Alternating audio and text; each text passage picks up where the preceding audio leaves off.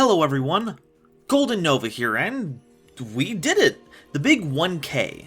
I'll try to save some of the more sentimental stuff for a more proper update video, but something I can't say enough of is... thank you. We're not at the end of the road, not by a long shot, but this is a major turning point, not just for the channel, but for my life. I can't wait to make and show you all so many wonderful things, so here's to all the good times so far, and to all the good times to come. Now then, it's time for the main event. It's been a bit of a pattern that I've been behind on my subscriber specials, and while I've had the great privilege of doing several in quick succession, doing one after the other seems like a bit much. So, to get things all caught up with our most recent major milestone, I present to you GoldenNova's top 10 lists of monsters with X00 attack points. But Nova, I imagine you asking from across the infinite void of time and space, how are you going to make a top 10 list of top 10 lists with only 8 of them? Are you really going to cram 2 lists into a single episode? Well, you know what I've got to say about that? To keep this video compliant with the rules and regulations laid out by the Online Opinions Protection Services, OOPS requires me to preface any top 10 video with the disclaimer that the content, and the sequencing thereof, is based solely on my own opinion.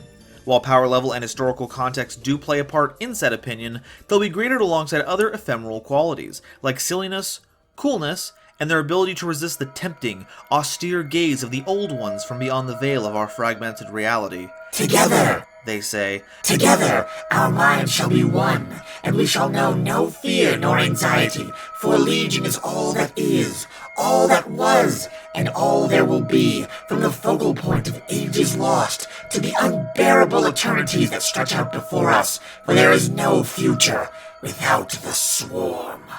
But their honeyed words offer no succor to them, and they shall scream back, foul intelligence, I know not where you come from, but back into the shadows of ignorance and fear that birthed you, loathsome thing. I may be but a single mind lost among the chopping waves, a sea of my peers surrounding me, ever seeing, ever judging, but I shall not cower from the quills and barbs of being known by others, so that I may be part of some amalgam of uniformity. Hell may be other people, but I would rather duel in hell than judge in heaven. Also, quick reminder to please like and subscribe if you've enjoyed my content so far. These videos are a celebration of how far we've come, and there's still a long way to go yet. You can also follow me on Twitter if you want to stay up to date on channel updates and my bad takes, and there's also a Discord if you want to join in on such riveting discussions as, is Winged Tortoise good? Thank you very much for your help, and with that out of the way, let's move on to the list. Honorable mention, that meme of Marge saying, I just think they're neat. Look, the 900 attack list is almost as miserable as the 700 one. It had a few more cards to look at, but the quality left something to be desired, at least on the power front, so the silliness and coolness part of the equation is going to be putting in a lot of work here. Number 10, Knightmare Penguin. Getting real tired of seeing the big 5 showing up in these videos. Everyone, say hi to Crump, the creepy curmudgeon who has an inexplicable love for penguins. And as far as the archetype goes, they're fine. They give a slight boost to all of your water monsters, and gets to bounce a card when they're flipped, so they're like a beefier version of Penguin Soldier with less bouncing power. Not really much to add here, but I am looking forward to seeing if we get more cards for the archetype, especially considering the anime-exclusive Penguin Torpedo just made a splash release in Battles of Legend Armageddon, along with the recent unveiling of Penguin Fire Emblem Heroes. Number 9, Arcanite Magician Assault Mode. Arcanite Magician proper was a staple when it was released, offering spot removal of any 2 cards for very little investment, while still leaving you with a body that a level 1 tuner could turn into a formidable threat. Then, the Assault Mode releases happened, and this Dark Magician adjacent spellcaster became one of the candidates for a makeover. It's funny how Assault Mode Activate shows up for like 1 duel in 5Ds, but they ended up expanding the scope of it so far in the core set. I don't think we've seen anything like that in the TCG since. And yeah, the Assault Mode version is nowhere near as competitively relevant as the original. It's a logistical nightmare trying to get on the field, especially back then, but look how cool it is! I'm only noticing this now because I'm really digging into the card art, but it looks like Arcanite Magician has always been wearing their Assault Mode armor. Look at the skirt, the bracers, the helmet just peeking out from under the hood. So the cloak in this photo isn't a cape, they're casting aside their robes to reveal the true power underneath. I never thought Arcanite Magician's design principles are inspired by Dragon Ball Z is a sentence I'd ever say, but that's the kind of fun you get when you examine card art. Number 8. Dragon Pit Magician.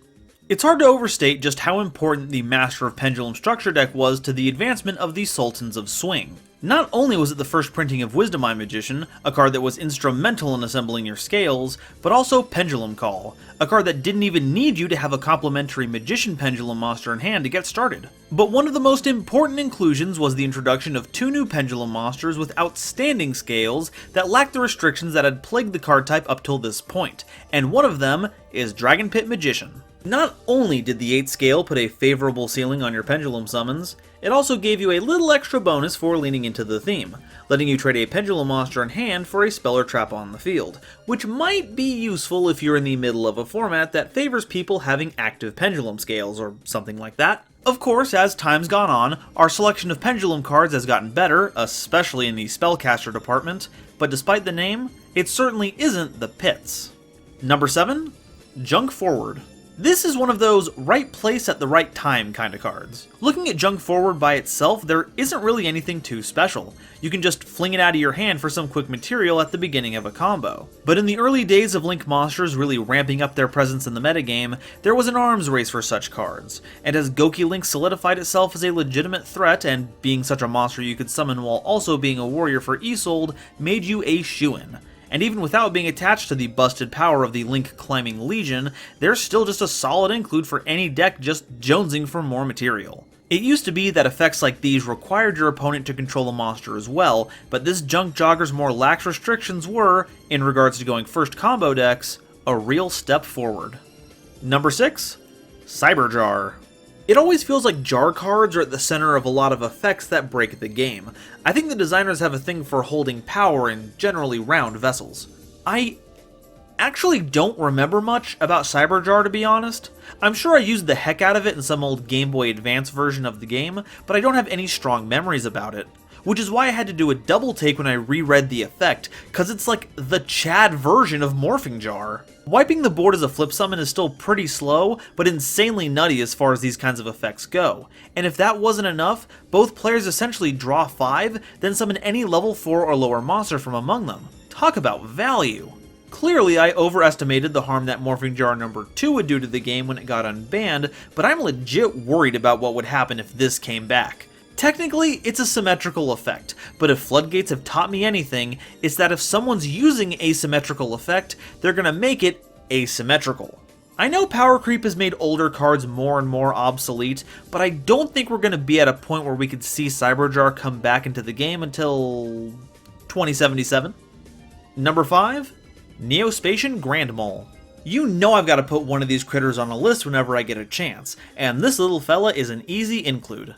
Arguably the strongest of the Neospatians, Grand Mole had luxury seating in the limited list for about a decade before they came back to 3 a few years ago, largely due to the fact that they work like a proto-kaiju. Nowadays, we have the big lugs that let you take a -1 in card economy to just polymorph any monster into something less troublesome.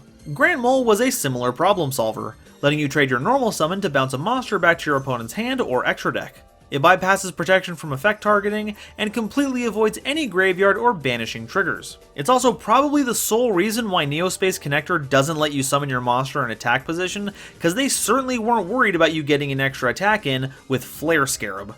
They're cute, they're cuddly, and I could probably spend a whole other video talking about the kinds of threats it could deal with back in its heyday, but I think you get the drill. Number 4. Vision Hero Increase.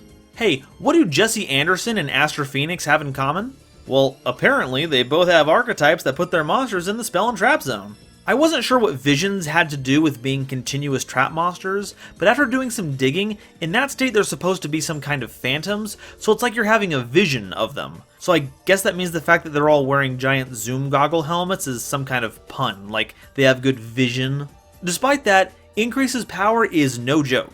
One Ferris and any other hero in hand turns into an Increase, a Vion, and either a Surge off of Shadow Mist or Summon off of Malicious, and it's all thanks to the Cyclops Striker themselves. And hey, bonus? Not only are they a great way to save your normal summon in hero decks, the fact that most Vision heroes come back from the grave as continuous traps whenever you take damage is a great way to make a Sacred Beast Heroes deck centered on Uriah, Lord of Searing Flames, everyone's favorite pyro monster! Right? Number 3. Scrap Recycler. It slays me how it's always the most innocuous cards that end up folding into ridiculous combos. Scrap Recycler started out as just a nice little way to set up your Machina Fortress and reset your gadgets along the way. But you release a few good machines and all of a sudden it becomes a one-card engine for stuff like Orchist. I mean, not that I'm complaining too much, I think it's absolutely hilarious that this card, that was in no way meant to support the scrap theme, ended up being named in just the right way to let you use their new Link monster, along with Golem, to engineer the yarding of several of your best machines. And it's still unlimited for some Deus Ex Machina forbidden reason.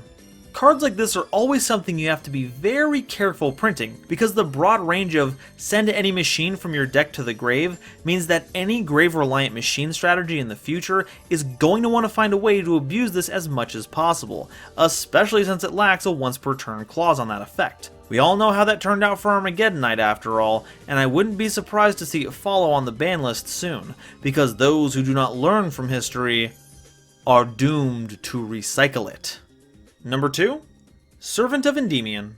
The juxtaposition between the serene and calming greens and blues of this monster, and the absolute fear and anxiety I feel every time I see this hit board is unbearable. Spell counters are an interesting mechanic, essentially serving as an in-game way to show an amount of energy being stored up in a particular card. But because it adds value to your spells, they're difficult to balance for, and end up being either unusably tame or wildly powerful. The most recent example of this is the Endymion archetype from the Order of the Spellcasters. To be fair, the idea of attaching spell counters to a theme that has monsters that count as spells is inspired. I just wish it wasn't so good at setting up annoyingly powerful boards. The Mighty Master of Magic can negate spells and traps, and Jackal King is there to take care of the monster effects, and all the while you can pendulum summon back any of your key cards that were destroyed or linked away. And despite Witchcrafter Genie's day job form having been recently limited, I don't think we've seen the last of them, especially with the introduction of Selene into the format. Basically, if your game plan involves spells, you can count on Servant. Number 1. It's Linkross. I know I normally do the thing where I try to build up my number 1 pick to try and justify it as much as possible, but it's Linkross. How could it not be? It's so simple. But the idea of just getting a bunch of tokens with almost no strings attached really does make it one of the most powerful cards ever printed, never mind the 900 attack bracket. But I think this is a pretty good jumping off point to talk about how links have broken card economy in a very unique way. So for every play that you make, you affect your available card pool in some way. You may gain some advantage by playing a card like Pot of Desires, or you may lose some by discarding a card to Signet Mining. You're always looking to make changes that will boost your card economy, but the way extra deck monsters work, you're almost always going to be spending more than you can put in, at least in a vacuum. So the trick for the designers is to either make extra deck monsters that will give you a return on your investment, or let you use material that will do that for you. But this gets to be more of a problem the more flexible you make the process. For instance, Fusion and Xyz monsters will only ever be one material towards any summoning method they're eligible for, so they're pretty easy to account for in that regard. Synchros are kind of an example of this flexibility, as levels are conserved as you synchro summon. So if you have 3 monsters and you can make an intermediary synchro using 2 of them before making the big cheese out of all of them, you might get a little extra advantage along the way. But the nature of Link monsters and their more generic material means that you can take this to a whole new extreme. A Link 1 that gets you any advantage is a plus by necessity, and then you can use that to help you make a Link 2, which can search you another card, which can help you make a Link 3, and you can do all this stuff that's been designed to make it so your card economy stays stable, or even gives you a little extra, all off of a single card. And then you make Linkross and suddenly get back all the cards you spent on that combo as tokens, which you get to re-spend on ridiculous things like synchros that net you more pluses. You can't get that anywhere else, and until it's been removed from our card pool like it has been in the OCG, it's going to continue to see widespread play, enabling oppressive boards and extensive combos. So for this reason, I'm proud to announce that Linkross is the absolute best monster in Yu-Gi-Oh! With 900 attack points. But we're not done yet. It's time to get to the other wafer of this double-stuffed Hydrox episode. Let's get started with the top 10 monsters with 1,000 attack points. Honorable mention? All the barrier statues. I just legit think it's cool that every attribute has their own neat little floodgate monster that can lock out anything else. I mean, some are more annoying to deal with than others, storm winds, and some are certainly more useful than others, but it's awesome that any mono attribute deck just has a shutoff valve on opposing strategies, but their stats are low enough that you have to put in some real work to keep them safe from errant normal summons. Also, it lets me end this segment by saying that they're all statues of limitation, and I liked the legal pun. Number 10, Swap Frog. Frogs are just... I have complicated feelings about frogs. They were annoying to deal with before Totally Awesome, they became a nightmare to deal with after, but they're just so gosh darn cute that they're hard to stay mad at. I've heard it said from dedicated pilots that frogs are lacking just one more good card, and with them being knocked out of the create a card poll, it might be a while longer yet before we can prove the veracity of that claim, but it'll certainly be hard to live up to the example of Swap Frog. On top of it being absurdly good at setting up your Totally Awesome plays, it's also notoriously difficult to keep a handle on. One might think that by hitting this absolute unit with an Effect Veiler or an Infinite Impermanence, you could stymie the progression of their game plan, but nope. Even without an effect, they can still crawl back up to the hand as cost, so they can be summoned again, whether by a normal summon or their own effect. And all of it goes towards fueling or setting up Ronin Totem, and we all know how that goes. But it does make thematic sense. The frog being too slippery to catch seems about right. Number 9, Clifford Scout. It's crazy to think that this was once the height of what a pendulum card was capable of. A normal level 5 monster that let you search a card once per turn, but powerful it was. Qliphorts force you into a very particular form of play, limiting you to only special summoning Qlis and leaning hard into the tribute mechanic. I mean, they gave him Monarch stats for crying out loud. But the rewards were outstanding.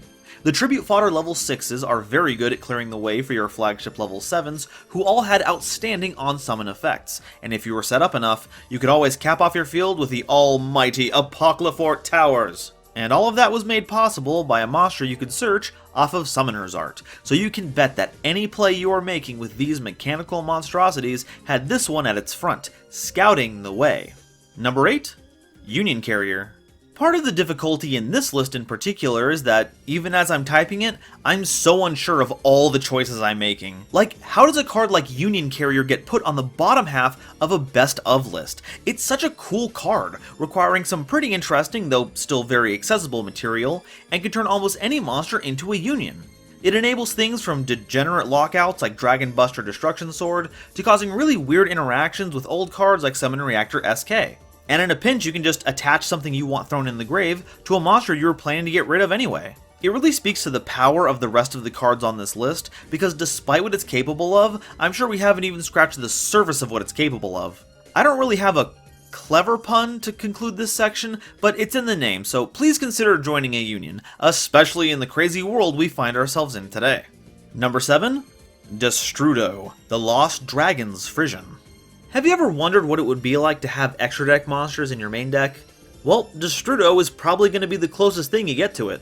Despite the steep cost of half your life points, Destrudo was an instant include in almost any deck, especially the ones that were desperate for more material, and this goon did it all. An instant Link 2, letting you make monsters like Halqifibrax and Agripane, any level 7 synchro, so say hello to an instant Dawn Dragster, and if they were around at the same time, I wouldn't put it past people to use it as the dragon material for Red Eye's Dark Dragoon. It's really good at putting a sharp focus on the idea that life points are just a resource to be spent to win, and honestly, you're doing the poor thing a favor by doing so. I mean, just look at them. All those life points are the only thing keeping them from turning into a zombie, so please, while Destrudo's on the ban list, make sure to give generously. Number 6, Elemental Hero Shadow Mist. Vion and Shadow Mist really grappled for this spot on the list, but in the end, Vion usually ends up enabling Shadow Mist, so after considering that, the choice was clear. Ever since their release in Hero Strike, Shadow Mist has been an almost ubiquitous inclusion in deck lists for the theme. Even if you weren't playing heroes, if you could special summon them with Marauding Captain or Goblinberg to proc the search effect, there was more than enough reason to include them in your deck. Darklaw will get their moment to shine on one of these lists in the future, but for now, it's hard to overstate just how integral Shadow Mist was at revitalizing the hero scene. They were released at a time where Stratos was still banned, so the Foggy Fighter was a new way to smooth out your hands, and now that Stratos is back in full swing, the ability for heroes to sculpt their hand is almost unparalleled. Combined with the fact that they're a dark hero, so they fit right at home within a number of restrictions imposed by later hero cards, and the power of this card is provable beyond a shadow of a doubt. Number 5, Tour Guide of the Underworld. back at 3, that's what I'm talking about. Nowadays, Tour Guide is mostly known for their starring role in Burning Abyss decks, letting you pick out your favorite Malabranch or Fiendish Rhino so you can set up Xyz plays with Dante, or any other rank 3 that strikes your fancy. Or a Link 2, this card is just fantastic. But if you'll believe it, they weren't just great at showing you the sights of the most hellish of hotspots. Tour Guide didn't line up very well with the Synchro era they were introduced in, but was soon adopted by the player base once Xyz monsters entered circulation. Giving basically any deck access to Zen mains was a pretty big deal back then. A wall that could protect itself and retaliate by blowing up a card was a great way to anchor your field. And the beauty of it was that because Tour Guide could summon other copies of itself, you didn't even have to run any additional engines. Just a playset of them was all you needed, despite what your wallet would complain about. They're so beloved by the fanbase now that they're the unofficial mascot of Duel Links. How could you not like this hardworking playmaker? Wait, don't answer that. It's a rhetorical question. Number 4. Cyframe Gear Gamma. One of the most interesting questions you have to answer in any given format is it better to go first or second? There are a number of factors that go into determining this, from how the dominant archetypes achieve their game plan to the available tech cards, and one of the most important questions is, how well do the current hand traps interact with these strategies? Now, some of the easier to use hand traps can be deployed with little restriction.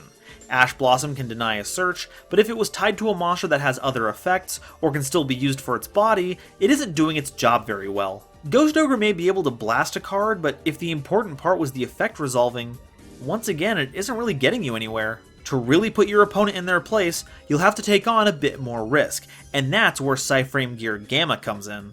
It seems crazy, right? You have to run a Garnet to make it work, and your field has to be empty, but despite that, the ability to negate and destroy makes it one of the most powerful ways to stop your opponent in their tracks that the game has to offer. Honestly, it's even more devastating at that point, because now you can use those monsters as link material. So as long as monster effects dominate the game, Gamma's going to be the kind of high-risk, high-reward countermeasure that puts top players at top tables. You just have to be in the right frame of mind. Number 3. Knightmare Mermaid. The name is apt here because that is exactly what it is. A nightmare, not a fanciful half-fish to be specific. It's just one of those effects that just flies under the radar when first introduced. Its only target at first was Nightmare Corruption Ibli, but then the World Legacy effect took hold, and archetypes that were once thought separate slowly began to connect. Once Orcust Nightmare hit the scene, the entire format devolved into a game of who can put 2 monsters on board in the quickest, most efficient manner. Goki Orcust, Cyber Dragon Orcust, Luna Light Orcust, all of them became viable ways to leverage the latest battalion of dark machines, shutting out basically every other option in the game. It was banned as part of the October 2019 list, and will likely be remembered as one of the biggest design failings of the Link era, along with Nightmare Goblin, and Firewall Dragon, and Gumblar Dragon, Borolo Dragon, Boral Sword Dragon, Appaloosa, Halqifibrax, Auroradon, Access Code Talker, Agripane, Electromite, Isolde, Vertanaconda, Summon Sorceress, Linkross. Number 2, Dante, Traveler of the Burning Abyss. Now, you might be wondering, Nova, how can you argue that the value engine of Dante outranks the combo enabling of Mermaid, the stopping power of Gamma, the derpy energy of Swap Frog? Well, the answer is actually quite simple. It's my list, and Burning Abyss is the best deck, easy peasy. And while I did put my thumb on the scale to get it as high as it is, I still think it would have made the list in some way regardless. Dante is just a super powerful, flexible card.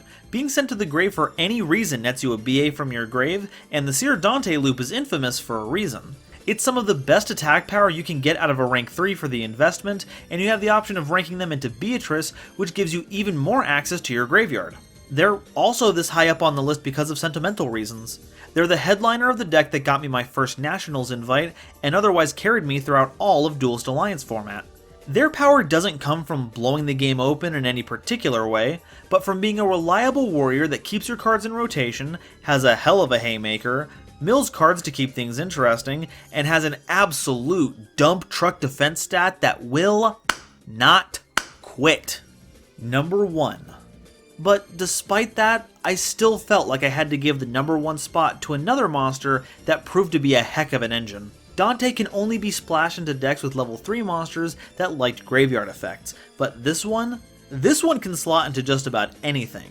They have a powerful, compact core of cards that opens up a wealth of powerful effects to any deck that has the spare room to run them. I give you the Master of Meltdowns, the Inciter of Invocations, Alistair the Invoker!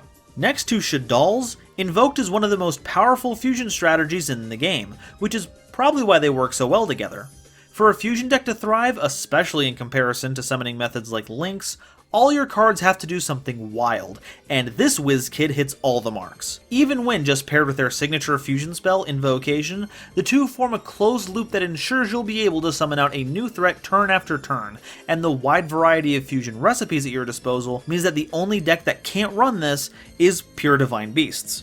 Add their incredible field spell to the mix, which not only searches Alistair, but keeps your opponent from responding to most of your fusion summon, and you have a little engine that can negate cards, flip material face down, and swing at an entire field for massive damage, all while banishing cards out of your opponent's grave just to punish them for thinking they could Ash Blossom you out of your searches. They should have known by now that Invocation was going to be in your hand anyway.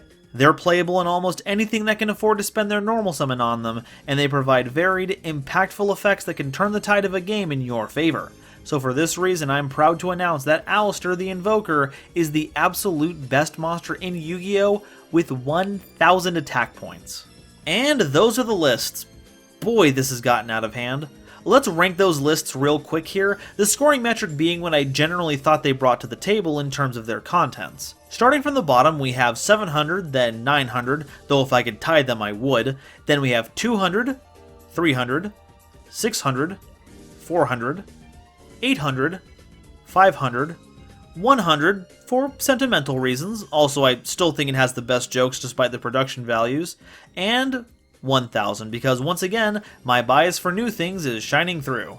And I believe that's it. We've closed a chapter on one part of my YugiTubing career, and now it's on to another. Things have ramped up pretty quickly here, much faster than I thought they could get, so now feels like a good a time as any to make some changes. As I'm writing this, we just surpassed 1,100 subscribers. That's 3 top 10s I was behind, which, to be fair, isn't a bad problem. But if I want to keep doing the standard content that got me where I am right now, I think I need to shelf these kinds of subscriber specials, at least in the form that they're in now. I'm going to try and cook up some ideas on new ways to celebrate our milestones, maybe expand the number of attack point categories to cover a larger period. I'll noodle it around in my noggin for a bit, but I'd also like to hear what you all have to think. Is there another way you'd like to mark these special occasions? Would you like to see something similar to what we're doing now? Or do you feel like episodes like these just take away from uploads where we could be explaining something like Tech Genus? Let me know in the comments, and if you haven't already, please make sure to like and subscribe. And if you'd like to help out even more, make sure to check out the description. I've got a Twitter, Discord, TCG Player affiliate link, all that good stuff. Again, thank you all from the bottom of my heart, and here's to another 1,000. Bye-bye.